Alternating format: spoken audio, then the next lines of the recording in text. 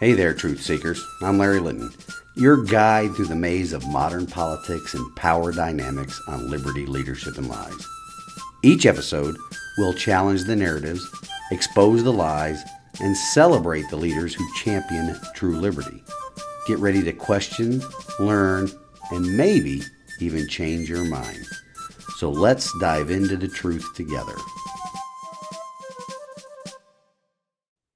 Good Monday morning, ladies and gentlemen. For my part, it's good to be back after a month of pre-recorded episodes. So much has happened since the last time I sat down in front of the camera and put together an episode. How about my guests, though? Mrs. Tiffany Boyd and Mr. Jamie Miller were fantastic and gracious with their time. I'm saddened to report that the FREE Act did not pass and it failed in the subcommittee here in Tennessee General Assembly. And the stated reasons for its failure is often trotted out as a lie used by the enemies of freedom and liberty. And the trans publicans in our General Assembly can count themselves in that group. We'll discuss that piece of legislation a bit more later in the program, and more specifically the so-called Republicans that killed it, as well as the perpetuators of a myth that is spread only to keep children trapped in failing government schools, because that is all about the money. Also, as a bit of a personal update, I want to let you all know that I learned about some new terminology and how it relates to my rescheduled knee surgery. The term is malignant hyperthermia, not hypo, but hyper. Anyway, malignant hyperthermia is a type of severe reaction that occurs in response to medications used during general anesthesia among those who are susceptible. Symptoms include muscle rigidity, fever, and a fast heart rate. Complications can include muscle breakdown and high blood potassium. Most people who are susceptible are generally unaffected when not exposed to triggering agents. Malignant hyperthermia is a disorder that can be considered a gene-environment interaction. In most people with this susceptibility, they have few or no symptoms unless they are exposed to a triggering agent. The most common triggering agents are anesthetic gases that are used primarily in general anesthesia or anesthesia drugs. In other words, it is a condition that can have very severe, including death, reactions to patients under general anesthesia during surgery. Now, this hasn't happened to me during my past surgeries. In fact, I was joking with my bride the day before the surgery was scheduled that with this impending knee surgery, I had already had more surgeries in the little less than 8 years that I've been retired from the Navy than during my entire 30 years on active duty. But since both of my brothers experienced malignant hyperthermia during some of their recent surgeries, I informed the surgeon and the anesthesiologist about that, and they immediately canceled the surgery. It was going to be performed in an outpatient surgery center that was not equipped to handle such an emergency. Now, if you're keeping count, that is strike 2 for trying to get this knee repaired. I'm not going to go for strike 3, so when I got back to the house, I called the orthopedic center treating me and told them that I was going to forego surgery until such time as the knee completely goes out on me. I also let my primary care physician at the VA know that I would like to be tested to see if I'm susceptible to malignant hyperthermia. They could do genetic testing through blood work or do a muscle fiber biopsy and expose that tissue to the anesthesia drugs to see if the sample reacts negatively. Of course, I would prefer the blood test and not the biopsy. So that is where I am at with the knee surgery, postponed indefinitely. There was a bonus out of that situation, though. My mother drove up to my house a couple of days before the surgery because she wanted to be here for the start of my recovery. Ever the mom and ever the nurse. So it was a great few days with my mom at my house before her and her puppy Baxter made their way back to North Carolina. That's enough of an update about me, though, folks. In this week's show, I asked the question, is the Sevier County GOP going to do it again? And it being ensuring that only a select few hold leadership positions in the county executive committee. We'll explore that and some of the information I've shared on my blog over the past few weeks about this situation before tomorrow's biennial reorganization meeting down at the Sevier County Courthouse. So let's take a stand in the arena again this week, folks, and get on with the show. Welcome to Liberty Leadership and Lies, the podcast where we unravel the complex web of politics, power, and deception. Each week, we dive into the stories behind the headlines, exploring how liberty is eroded and the selfishness of our political leaders, as well as the lies that shape our world.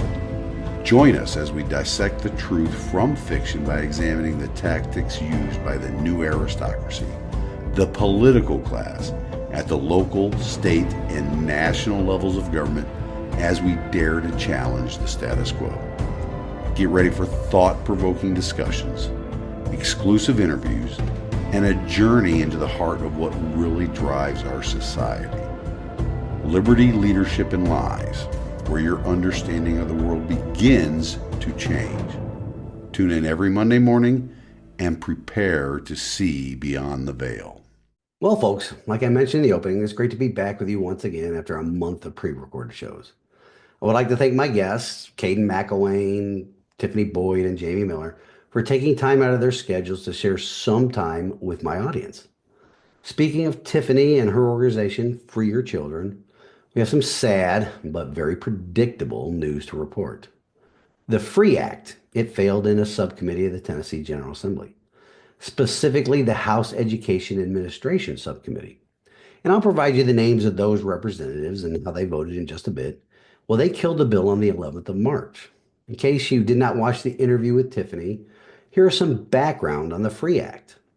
That bill would have prohibited the state or a local government or agency in this state from imposing any rules, requirements, mandates, or guidelines regarding the curriculum, instructional materials, or educational methods used by parents or legal guardians for children being educated in a homeschool. In other words, it codifies parents' God-given rights to educate their children free from government interference. Present law here in Tennessee requires that every parent, guardian, or other legal custodian residing here having control or charge of any child or children between 6 and 17 to cause the child or children to attend public or non-public school, and in the event of failure to do so, are subject to penalties. Compulsory attendance, in other words. A parent, guardian, or other legal custodian who commits educational neglect, keep that in mind, or makes a false statement concerning the age of the child or the time that the child has attended, they commit a Class C misdemeanor, which is punishable by up to 30 days in prison, a fine not to exceed $50, or both. Each day's unlawful absence constituted separate offenses. Now, this bill would have provided that the student's parents or legal guardians that have opted out are exempt from the Tennessee's compulsory school attendance, or truancy intervention, and all other educational laws, rules, and requirements established by the state or by a local government or agency in the state. The FREE Act would have also prohibited the state or a local government or agency in this state from requiring a student being educated in such a homeschool or the student's parent or legal guardian to be administered or to administer any assessment, including, but not limited to, a state-mandated standardized test or assessment. Because we see how well that's been working not only here in Tennessee, but all over the Republic as well. It would also not require parents or legal guardians to submit or report any information or documentation regarding the homeschool student's attendance or education to the state or any school or school district in the state or any other government agency. Now, as it relates to child labor laws, present law regulates employment of minors, providing several exemptions, including minors who are 16 or 17 and not enrolled in school. However, an employer that employs a minor who is 16 or 17 must have on file a written statement signed by the director of schools stating that the particular minor is not enrolled in school or is lawfully excused from compulsory school attendance. A director of schools with respect to a homeschool means the director of the local education agency where the child who has been registered as a homeschool child would otherwise attend. A little bit government control there. The FREE Act would have added that with respect to a homeschool that opts out of state regulation, the director of schools for such a school would be the homeschooling parent or legal guardian. So in layman's terms, all that means is It codifies parental rights and limited government control. Something more on this in a bit as it relates to some so-called libertarian radio talk show host and his verbal altercation with a homeschool parent that happened last week. Now, present law prohibits an employer from employing a minor during school hours, but it exempts students enrolled in homeschools or church-related schools if the student has consent of the parent conducting the homeschool. However, the student must present to the employer a letter signed by the director of schools confirming the student's enrollment and authorization to work. The director of a church-related school must send a copy of the letter to the director of the local education agency, the superintendent of the school district in which the child resides. This bill would have revised this provision to not require the parent or legal guardian of a student who's being educated in a homeschool pursuant to the Free Act have to provide any documentation or information to or obtain any consent or authorization from the superintendent of schools in the district they live. And further, as it relates to driver's licenses, present law generally requires that the Department of Safety deny a license or instruction permit for the operation of a motor vehicle to a person under 18 who does not at the time of application present any of the following documentation. One, a diploma or other certificate of graduation from a secondary high school. Two, proof of enrollment in a course leading to a high school equivalency credential approved by the State Board of Education from a state-approved institution or organization, or has obtained a high school equivalency credential approved by the State Board of Education. Three, proof of enrollment in a secondary school of the state or any other state. Or four, proof of being excused from such requirement due to circumstances beyond the applicant's control. All of that sounds like a whole lot of government control. Well, the Free Act would have deleted that provision. Additionally, present law requires the attendance teacher or director of schools to provide documentation of enrollment status on a form approved by the Department of Education for any student who is 15 or older upon request, who is properly enrolled in a school under the jurisdiction of the official for presentation to the Department of Safety on application for or reinstatement of an instruction permit or license. So, whenever a student who is 15 or older withdraws from school, except if it's beyond the control of the student, the attendance teacher or director of schools must notify the Department of Safety of such withdrawal. Within 5 days of receipt of the notice, the department must send notice to the licensee that the license will be suspended on the 30th day following the date the notice was sent, unless documentation of compliance with this law is received. Now, after having withdrawn from school for the first time, a student may not be considered as being in compliance until the student returns to school or turns 18. For second or subsequent withdrawals, the student must have all driving privileges suspended until the student turns 18.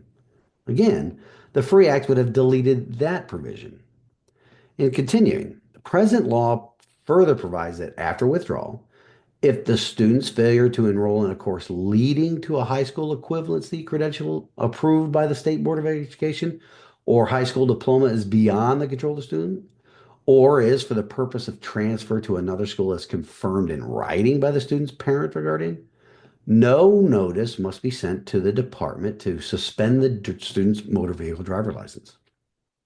If the student is applying for a license, the attendance teacher or the superintendent of schools must provide the student with documentation to present to the Department of Safety to excuse the student from the requirements. The school district superintendent or the appropriate school official of any private secondary school, with the assistance of the attendance teacher and any other staff or school personnel, is the sole judge of whether withdrawal is due to circumstances beyond the control of the student. Now, this provision would have been deleted as well. By September 1st of each year, present law requires the Department of Safety to report to legislative committees the number of students whose driver's licenses were suspended during the school year immediately preceding the report date. The Department of Safety must also report the number of students whose licenses were reinstated during such school year after such students had their licenses suspended and the total number of licenses granted to students during the school year. This bill deletes this provision and would have provided a bit of streamlining and efficiency to this way the government operates. But hey, we can't have that now, can we? Yes, even in a Republican supermajority controlled state government, control and reporting is necessary for every facet of our lives. Currently, present law requires every application for a driver's license, instruction permit, intermediate driver's license, and photo identification card must be made upon a form furnished by the Department of Safety. Each application requires certain information be provided by applicants. For applicants under 18, the application must be accompanied by documentation of compliance with school attendance requirements. No first-time applicant who's 18 or younger, whose license or learner's permit was suspended by withdrawing either voluntarily or involuntarily from a secondary school, those may be assessed a reinstatement fee of $20 by the department. It's another money-making scheme by the government. This bill, the FREE Act, would have deleted this provision and instead prohibits the Department of Safety from assessing a first-time applicant a reinstatement fee. In Tennessee, right now, present law provides procedures for the issuance and restoration of a license of a minor withdrawn from secondary school, including administrative review of license revocation, revocation hearings, and judicial review of the license revocation. This bill deleted all of that provision. The FREE Act would have prohibited the Department of Safety from conditioning the issuance of a driver's license or learner's permit on a school-age applicant's attendance record or enrollment status, or otherwise require a school-age applicant to present evidence of school attendance or enrollment as part of their application. All in all, the FREE Act was about freedom. And in a Republican supermajority General Assembly, you would think it would be a slam dunk, right? Well, that is the lie we are forced to live with here in Tennessee. Okay, I'll pick this up on the other side of the break and talk about a kerfuffle that happened on a right-leaning radio talk show after the bill failed. Keep in mind, folks, that while Tennessee is definitely not a blue state, it isn't a red state. It's a green state. It's all about the money and the procedures and the administratia that so controls government. So stick with me. I'll be right back.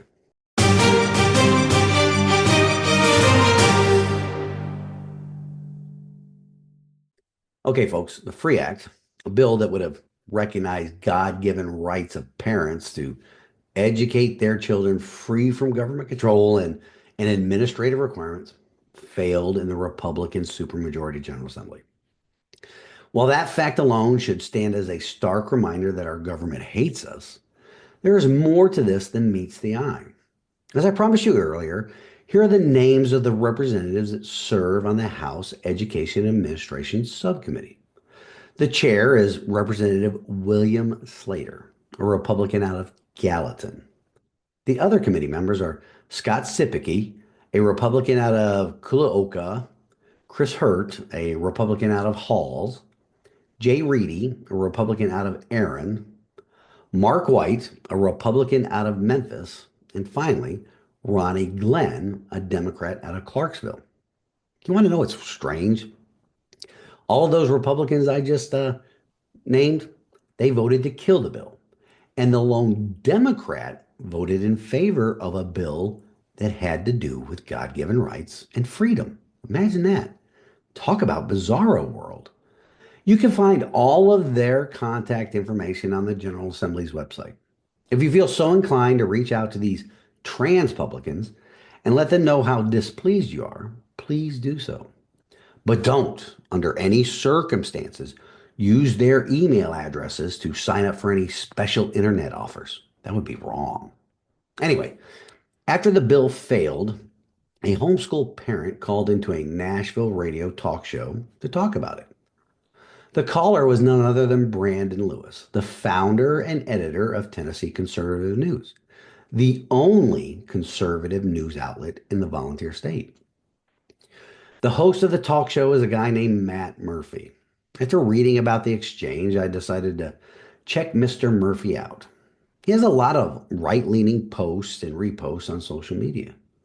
I then use Grok to give me a breakdown of his political philosophy.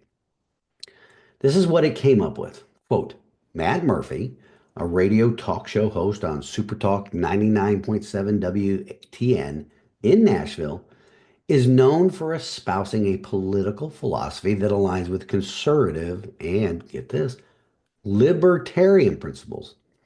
Though his exact stance can appear nuanced based on his on air discussions and career trajectory, his show is characterized by a blend of political commentary and opinionated takes, often appealing to a conservative audience while maintaining a sharp independent edge.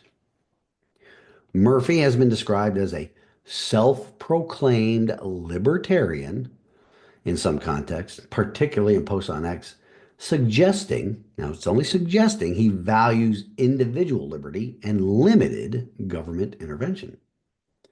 However, his rhetoric also resonates with traditional conservative themes, such as skepticism of political elites, a focus on local and state issues, and a willingness to challenge powerful figures directly.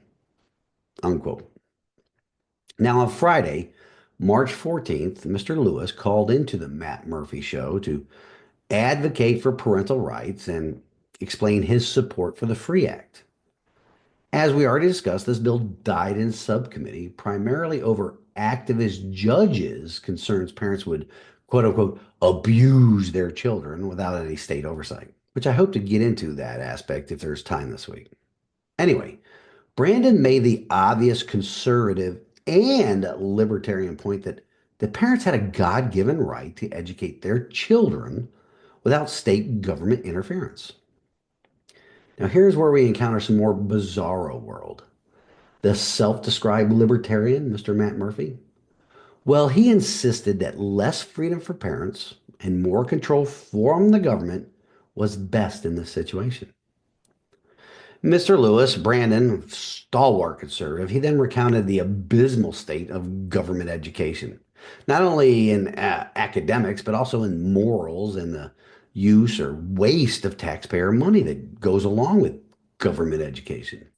This provided a solid point that government control had not and will not make the situation any better. Add to that the academic and abuse statistics that Brandon relayed to Mr. Murphy, along with citing the many studies that show homeschool students often greatly outperform government students in nearly all categories of academic rigor. We cited many of those studies on this program before. Then Brandon stated quite succinctly that more government control and less freedom for parents was not a conservative position. It definitely isn't a libertarian position. So Mr. Murphy's principles seem to be as rigid as a wet spaghetti noodle, just like most of the communists and their enablers in the media. And just like most liberals who are losing in the arena of facts and logic, the self proclaimed libertarian told Brandon on the phone to, quote unquote, go home and beat your kids, followed by hanging up the phone. Now, most of this argument against the FREE Act came from a group called the Legislative Committee for the Council of Juvenile and Family Court Judges.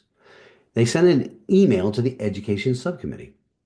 An excerpt from that email insinuated that homeschool parents might abuse their children without any oversight from the government. Never mind the abuse of children in public schools by causing roughly 1/3 of them to not be proficient in math or English for the grade levels they are in. Ladies and gentlemen, that is abuse. And that is the government's abusing the children with plenty of government oversight. This, though, is another example of those instances of taxpayer funded lobbyists working against the people. The citizens of this state pay the wages for those juvenile and family court judges who then lobbied to have the General Assembly kill a bill that would benefit families and weaken government control. Isn't that just dandy, folks? This whole sordid affair around government controlled versus parental rights in education that that has been circling the sewer here in Tennessee this whole legislative session brings me back to something I discussed on this program quite a while ago. And it's this: you cannot have communism unless you have the kids. With Trans-Publican Bill Lee's school voucher scheme passed in a special session, rammed through, coupled with this complete aversion to parental rights in educating their children, along with the severe repercussions against a real conservative lawmaker in the General Assembly, all of that leads to that same conclusion. The government wants complete control of how children are educated, not only this state, but in the entire country. Despite the recent executive order by President Trump that sets the stage for abolishing the federal Department of Education, that is only the public-facing issue, folks.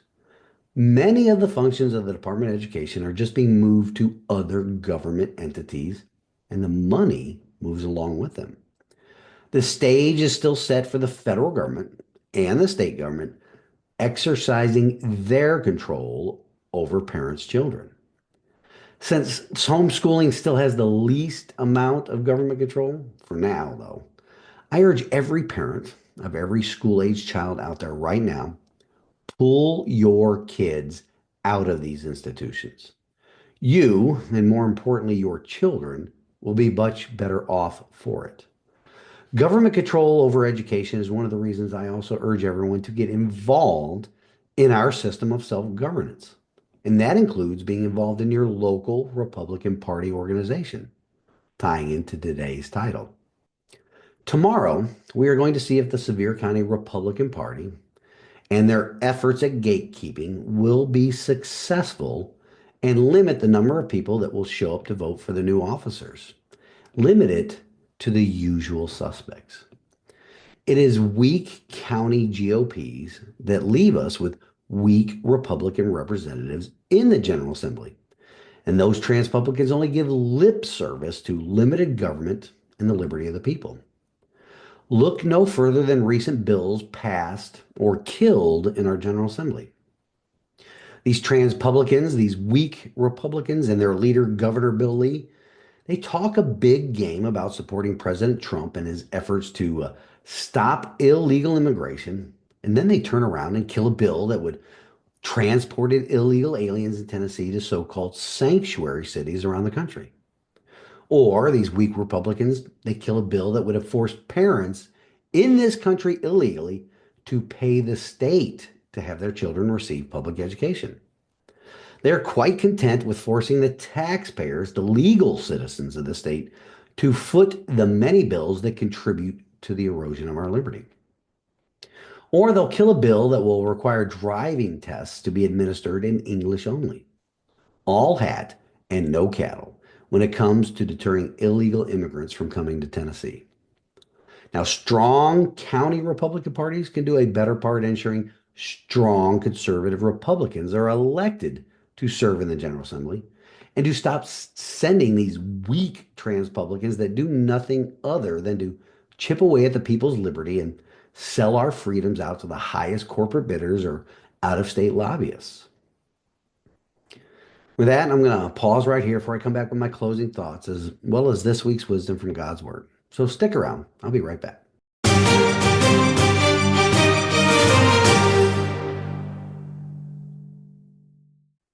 That'll wrap it up for this week, ladies and gentlemen. This is also a reminder for those Sevier County residents that vote Republican. Tomorrow is the biennial reorganization where the bona fide Republicans can vote into office new leadership in the county executive committee. There is at least one other declared candidate for the position of chairman other than the current incumbent, and we all know how awesome he is at following the bylaws and not cheating. Anyway, I also plan to be on the floor and nominate a few people for some of the positions on the executive committee. As we've discussed during this show, this event is taking place tomorrow at 11 a.m. on the third floor of the county courthouse. Please make plans to be there. One of the most dangerous phrases in the English language, and a very dangerous way of thinking, is this: that's the way we've always done it. We cannot allow the slow death by 1,000 cuts, by the stagnation and gatekeeping of the old guard, the good old boys, that they have allowed to happen to our Republican Party. Show up, vote, take control of your local parties, and send strong conservative Republicans to your general assemblies or your state legislative bodies. Now, this week's wisdom from God's Word comes to us from the book of Proverbs, chapter 25, verse 19. Trusting in a treacherous man in time of trouble is like a bad tooth or a foot that slips. Treacherous man or treacherous group of people whose only consideration is in positions and titles and not advancing conservative principles will cause our Republican Party to slip, and for the communists and their alphabet mafia partners to get a stronger foothold in our great state. It is time to support people that will grow the Republican Party here in Sevier County. Show up and vote. That's all I can ask. Until next week, ladies and gentlemen, let's take a stand in the arena together. Reveille, it's time to wake up.